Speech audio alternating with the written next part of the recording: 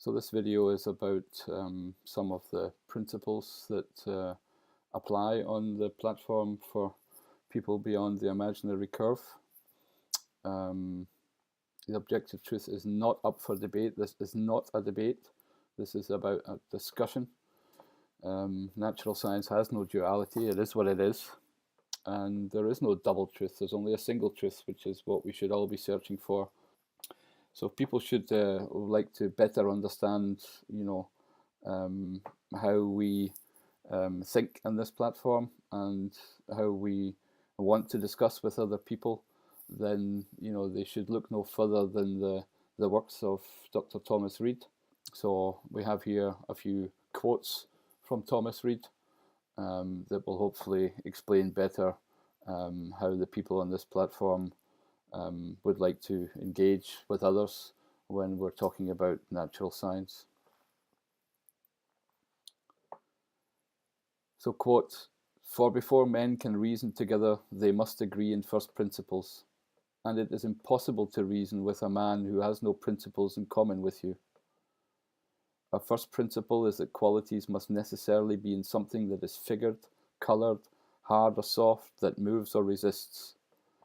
It is not to these qualities, but to that which is the subject of them, that we give the name body. If any man should think fit to deny that these things are qualities, or that they require any subject, I leave him to enjoy his opinion as a man who denies first principles and is not fit to be reasoned with." So hopefully it can be seen by this quote that any inquiry into natural science must by necessity have a body attached to it, some real natural substance with which to inquire about, and that is the subject of the inquiry. The qualities of the body or the subject can be things like figured, coloured, hard or soft, but qualities require a body. And if somebody thinks that it's possible to discuss qualities of things without a body attached to it, without a subject, then these are the people who there is no point in talking to them about it. They deny nature, they deny reality, and therefore there's no real point in having a reasonable discussion with them. A second quote, just to show more where this is all coming from. "It is certain no man can conceive or believe smelling to exist of itself without a mind, or something that has the power of smelling, of which it is called a sensation, an operation, or a feeling. Yet if any man should demand a proof that such sensation cannot be without a mind or a sentient being, I confess that I can give none, and that to pretend to prove it seems to me almost as absurd as to deny it." So here again, there are certain things that we have to take as being true. They're in the nature of the thing, and they are indeed difficult to prove. But it's absurd to pretend to prove it, and it's certainly even more absurd to deny it. If there are certain principles, as I think there are, which the constitution of our nature leads us to believe, and which we are under a necessity to take for granted in the common concerns of life, without being able to give a reason for them, these are what we call the principles of common sense, and what is manifestly contrary to them is what we call absurd. So all reasoning must be from first principles, and for first principles no other reason can be given but this, that by the constitution of our nature we are under a necessity of assenting to them. So I think here it's also clear that if you don't believe in nature, if you don't believe that there's a real external world out there, then you're going to have a problem conducting yourself in the common concerns of life, in your daily life. It's not going to be possible if you think you're made of glass, or you deny that there's bricks and stones out there when you kick them. Then those go completely against common sense. It would be absurd to think that these things don't exist. And even if we can't completely prove them, we can go from all the evidence of all mankind, and we know that we under a necessity to assent to them. I give implicit belief to the information of nature by my senses for a considerable part of my life before I had learned so much logic as to be able to start a doubt concerning them. And now when I reflect upon what is past, I do not find that I have been imposed upon by this belief. I find that without it, I must have perished by 1,000 accidents. I find that without it, I should have been no wiser now than when I was born. I should not even have been able to acquire that logic which suggests these sceptical doubts with regard to my senses. Therefore, I consider this instinctive belief as one of the best gifts of nature. I thank the author of my being who bestowed it upon me before the eyes of my reason were opened, and still bestows it upon me to be my guide where reason leaves me in the dark.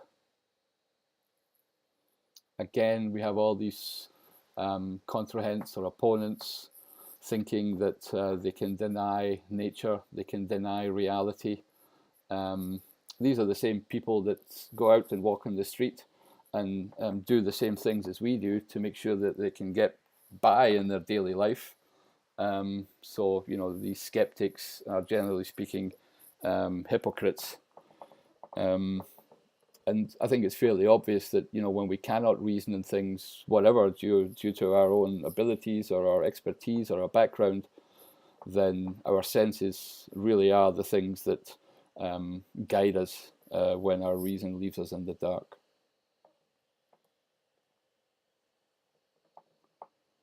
There is a much greater similitude than is commonly imagined between the testimony of nature given by our senses and the testimony of men given by language. The credit we give to both is at first the effect of instinct only. When we grow up and begin to reason about them, the credit given to human testimony is restrained and weakened by the experience we have of deceit. But the credit given to the testimony of our senses is established and confirmed by the uniformity and constancy of the laws of nature. So again, we see here our general propensity for veracity and credulity. We want to speak the truth. We want other people to speak the truth and believe them. But that's something that during our life is definitely weakened. Everybody's had a bad experience. But when it comes to our testimony of our senses, these are never changing. They are uniform, they're constant, and they're part of nature. So they have to be the things that we use as a first principle and founded upon when we have a discussion or we inquire into natural science.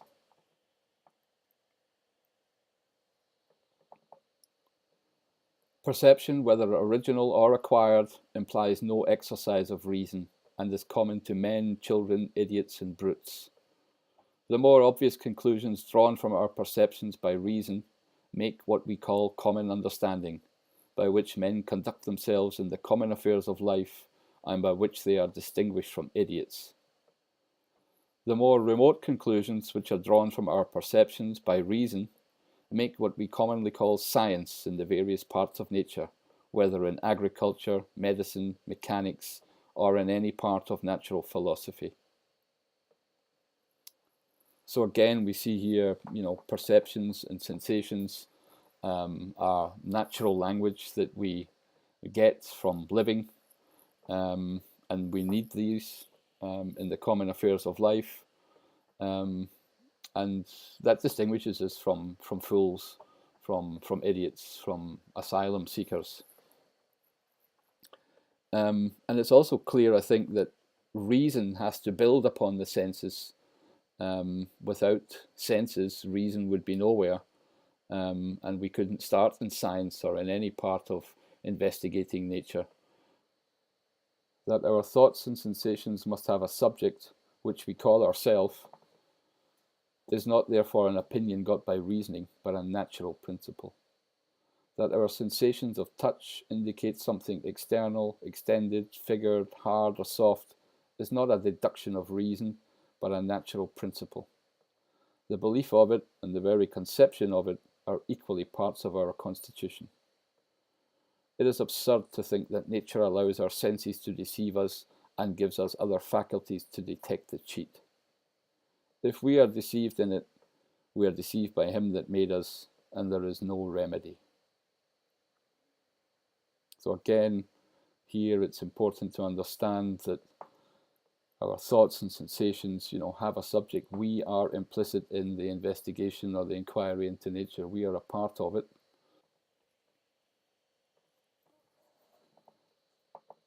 That we have clear and distinct conceptions of extension, figure, motion, and other attributes of body, which are neither sensations nor like any sensation, is a fact of which we may be as certain as that we have sensations. And that all mankind have a fixed belief of an external material world, a belief which is neither got by reasoning nor education, and a belief which we cannot shake off, even when we seem to have strong arguments against it and no shadow of argument for it. It is likewise a fact for which we have all the evidence that the nature of the thing admits.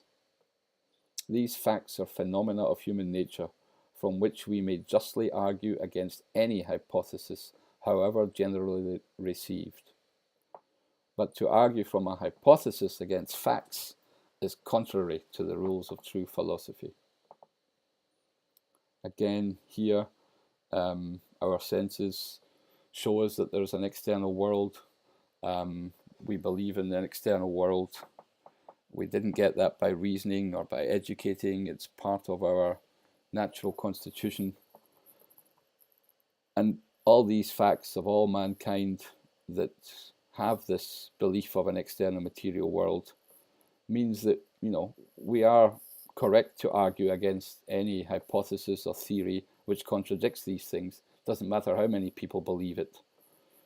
And it's nonsense to argue from a hypothesis against those facts that there is an external material world. And it's what we see it is and not what we're told it is.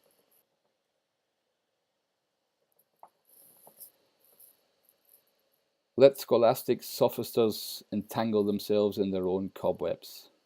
I am resolved to take my own existence and the existence of other things upon trust, and to believe that snow is cold and honey sweet, whatever they may say to the contrary.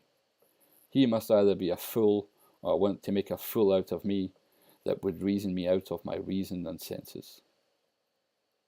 I think that's a fitting end to this little video, and I hope this gives everybody a clearer picture of inquiries into natural science and what the agreement has to be between people before they have a reasonable discussion. Thanks for listening.